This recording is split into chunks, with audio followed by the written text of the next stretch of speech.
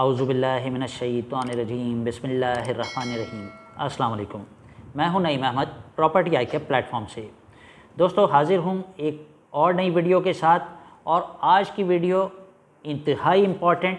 और आज की इस वीडियो में जैसे कि हमारे मोस्टली व्यूवर्स, मोस्टली सब्सक्राइबर्स हमें रिक्वेस्ट करते हैं कि जी वीडियो जो है वो इजी और सिंपल लैंग्वेज में किया करें, तो आज की वीडियो का टॉपिक भी इंतहाई सिंपल था और आपके लिए बहुत ही मुफीद, बहुत ही कारआमद, बहुत ही बेनिफिशियल। दोस्तों, अगर आप हमारे चैनल पर नए हैं तो हमारे चैनल को सब्सक्राइब करके बेल का बटन ज़रूर दबा लें ताकि हमारी हर नई आने वाली वीडियो आपको मिल सके। और वीडियो को आखिर तक ज़रूर देखा करें ताकि आपको पूरा कंटेंट और पूरी डिटेल्स मिल सकें। वीडियो पसंद आए तो इसे लाइक और शेयर ज़रूर करें। दोस्तों, ज़ाती घर बनाना हर किसी की ख्वाहिश है, लेकिन इसके लिए गाइडलाइन कैसे मिले, कौन हमें जो है प्रॉपर्ली गाइड करे कि किस वक्त घर बनाया जाए, कैसे बनाया जाए और कम फाइनेंस में जो है बेहतर से बेहतर और अच्छे से अच्छा घर हम कैसे हासिल कर सकते हैं। तो प्रॉपर्टी आई हर लम्हे, हर स्टेप पे, हर स्टेज पे आपको गाइडलाइन प्रोवाइड करता रहता है। प्रॉपर्टी आई का मकसद ही ये है कि हमारे मोस्टली पाकिस्तानी नेशन, मोस्टली भाई जो ज़ाती घर हासिल नहीं कर सके हैं किसी तरह से, उनका अपना ज़ाती घर हो जाए। इसी सिलसिले में हम आपको जो है time by time different guideline देते रहते हैं, कंसल्टेंसी देते हैं। और आज की इस वीडियो में भी हम आपको जो है कुछ ऐसे आइडिया शेयर करने जा रहे हैं जिससे आप बेहतरीन घर बहुत ही आसान फार्मूले से और आसान पैकेज में हासिल कर सकते हैं। दोस्तों, जैसा कि पाकिस्तान में इस वक्त हम देख रहे हैं कि इकनॉमिक सिचुएशन जो है वो काफ़ी क्रूशल चल रही है, हालात काफ़ी क्रिटिकल हैं। पॉलिटिकल इश्यूज़ को हम देख लें या आप मुल्क की इकॉनमी को देख लें, मईशियत को देख लें, तो डेफिनेटली हर शख्स जो है इसे लेके परेशान है। कुछ अरसे से हम देख रहे हैं कि पाकिस्तान भर में प्रॉपर्टी का रुझान डिक्लाइन पे था, यानी प्रॉपर्टी जो है वो डीवैल्यू हुई और हर तरफ एक ही आवाज़, एक ही शोर था कि जी प्रॉपर्टी गिर रही है, प्रॉपर्टी गिर रही है, प्रॉपर्टी गिर रही है। जी हाँ, और हमने देखा भी कि प्रॉपर्टी जो है वो काफ़ी डिस्टर्ब हुई। बहुत जगहों पे, बहुत सारे एरियाज़ में डीवैल्यू भी हुई। वो डीवैल्यू इन रियल एक्चुअली वो डीवैल्यूएशन नहीं हुई, बल्कि जहाँ ओवर वैल्यू थी वहाँ करेक्शन आई। यानी यूँ समझें कि जो यूजेबल प्रॉपर्टीज़ थी उनमें अगर परसेंटेज रेशो हम देखते हैं तो 5 to 10% का डिफरेंस आया।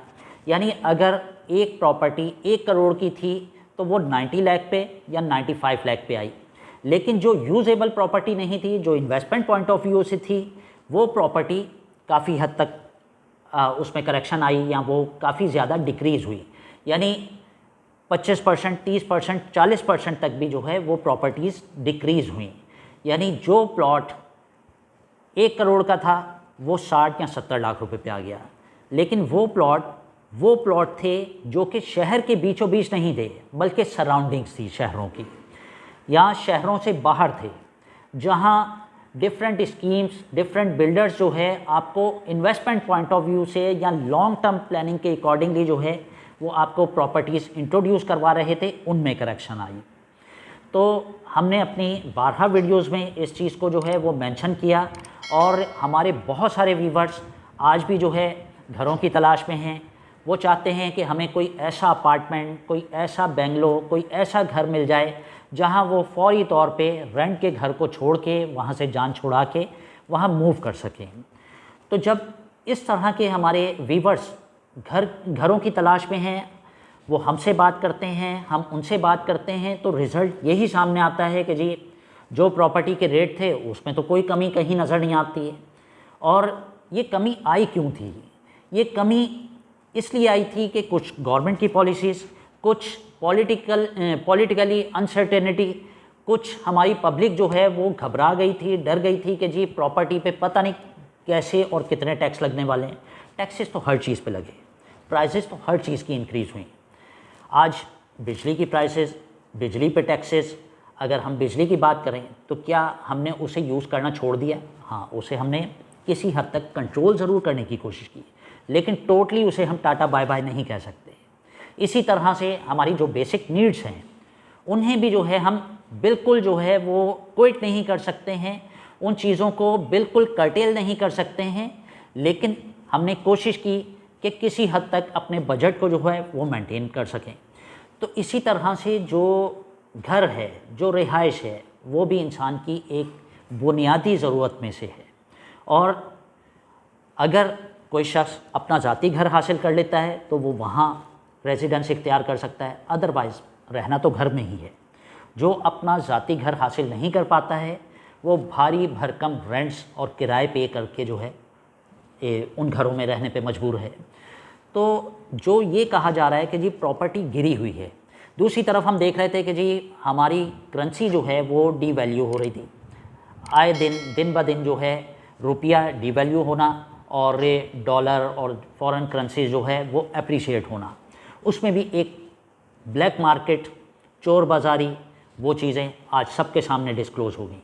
हमने अपनी प्रीवियस कुछ वीडियोस में इन चीज़ों को इंडिकेट किया था, पॉइंट आउट किया था कि अनकरीब जो है इन चीज़ों को कंट्रोल किया जाएगा। आप देखेंगे कि ये जो इन्वेस्टमेंट्स हो रही हैं फॉरेन करेंसी में, डॉलर में और गाड़ियों पे और गोल्ड पे, तो ये एकदम से जो है रिवर्स होंगी, सिचुएशन इन्वर्स हो जाएगी।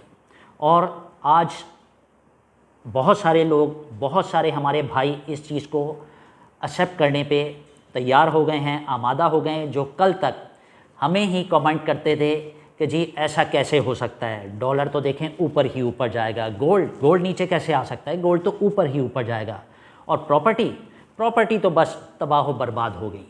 देखें, जो इंसान की बेसिक नीड्स हैं वो तबाह बर्बाद नहीं हो सकती, क्योंकि उन चीज़ों के तबाह बर्बाद होने का मतलब हमारी क्रॉप है, हमारी ज़रात है।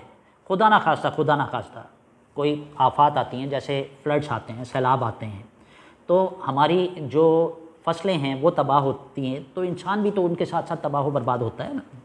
तो इसी तरह से मैं फिर एक बार रिपीट करूँगा, रोटी, कपड़ा और मकान, ये हमारा कोई पॉलिटिकल नारा नहीं है, बल्कि ये हमारी 3 बेसिक नीड्स हैं।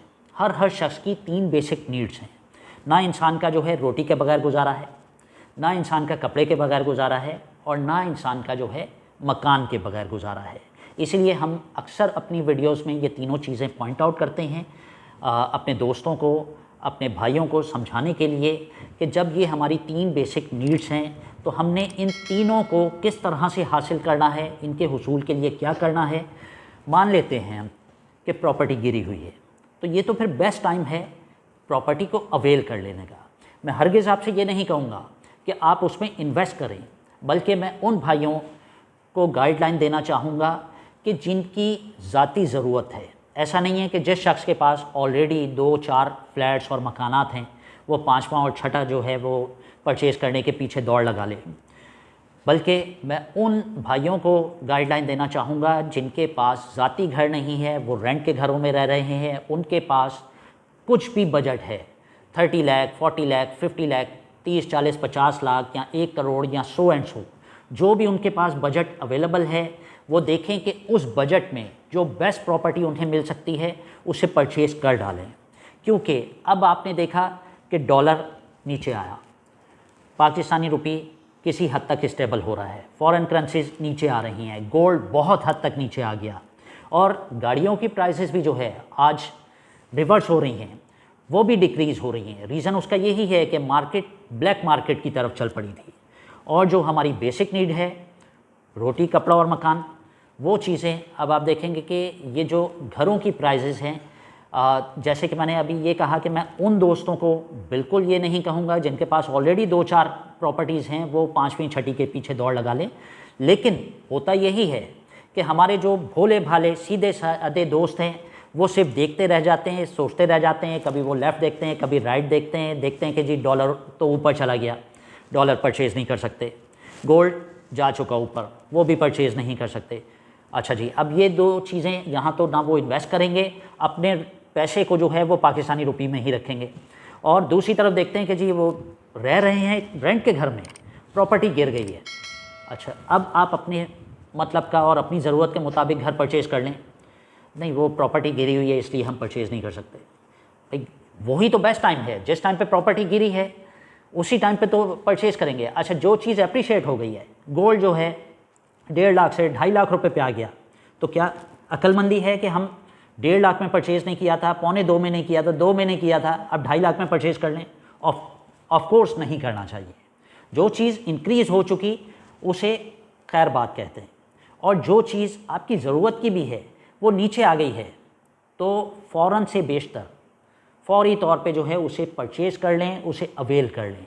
अदरवाइज़ इन्वेस्टर्स जो कि गोल्ड और डॉलर से और फॉरेन करेंसी से पैसा निकाल चुके हैं वो इस फील्ड में आ जाएंगे और प्रॉपर्टी में दोबारा इन्वेस्टमेंट शुरू कर देंगे, और वो प्रॉपर्टीज़ अप्रिशिएट हो जाएंगी, उनकी प्राइसेस जो है वो इंक्रीज़ हो जाएंगी, और जो घरों की ज़रूरतमंद फैमिलीज़ हैं जिन्हें वाकई रियल नीड है, उनकी रियल ज़रूरत है, वो फिर हाथ मलते रह जाएंगे। तो हमारा मकसद, हमारा पर्पज़ ऐसा हरगिज़ नहीं है कि हम अपनी प्रॉपर्टीज़ ही आपके पास सेल करें या उन्हें सेल करने के लिए। बहुत सारे लोग आई नो वेल के इस तरह के कमेंट्स करेंगे, लेकिन किसी की बातों में आने की ज़रूरत नहीं है। अपने माइंड की, अपने दिमाग की खिड़की खोलें और देखें कि इतने सालों से हमारे साथ होता क्या आ रहा है। हम एक चीज़ के पीछे जाने लगते हैं, वो हमारी पहुंच से बाहर निकल जाती है, दूसरी चीज़ नीचे आती है, उसकी हमें ज़रूरत भी है, हमें डरा दिया जाता है कि नहीं जी ये तो बस गिर गई, बर्बाद हो गई, तबाह हो गई। So what.